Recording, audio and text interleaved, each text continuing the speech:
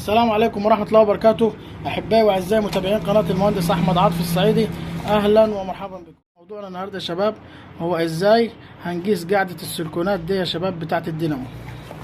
تمام، دي قاعدة سلكونات بتاعت الدينامو داخلي، أعرفك إزاي تقيسها، إزاي تكون تالفة وليها أكتر من طريقة. هنعمل لمبة زي دي أهو، ركز معاي وأعرفك إزاي هتقيسها دلوقتي إن شاء الله. أول حاجة دي يا شباب ده الطرف الموجب بتاع قاعدة السلكونات دي، هتمسك فيه كده اهو. تمام، السلك اهو، ودي السلكه التانيه بتاعت اللمبه اهي واضحه اهي. تمام، ودي المكان اللي بيركب فيه الملف، 3 اماكن كده اهو. هجرب كده اهو، ما منوراش كده اهو، ما منوراش كده اهو، ما منوراش.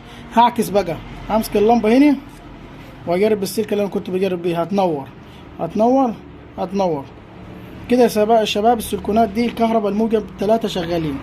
هنمسك على السلكونات بقى ال3 التانيين، هو السالب، ده السالب بتاعها، ده جسمه اهو. همسك كده اهو، وامسك برضو في دولة تانية اهو، 1 2 وادي ال3 كده ايه ما نورتش.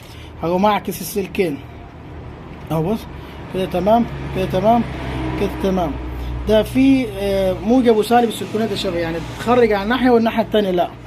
تمام، وبعد كده في سلك معانا تاني اهو، ده اسمه سلك اللمبة، ده المكان بتاعه. همسك كده اهو كده، هجرب برضو هنا اهو كده اهو كده اهو، مفيش. هعكس برضو الايه اللمبه معايا اهو. تمام، واجرب 1 اهي 2 وادي ال3 كده يا شباب. قاعد السلكونات اللي في يدي دي شغاله 100%، عشان اول حاجه ان انا مطلعها من العلبه كويسه جدا، بس انا بعرفك الفكره بتاعتها ازاي. تمام، لو انا دلوقتي مش شغاله دي ايه اللي هيحصل معايا؟ ممكن اللمبه تنور على الناحيتين، يبقى كده ايه خالط، وممكن ما تنورش يكون ايه فاصل. دي يا شباب قياس قاعدة السلكونات او الديودات. ولو استفدت من الفيديو بتاعي ما تنساش تدعم قناتي باللايك والاشتراك. شكرا والسلام عليكم ورحمة الله وبركاته، وانتظروني في القادم بإذن الله تعالى.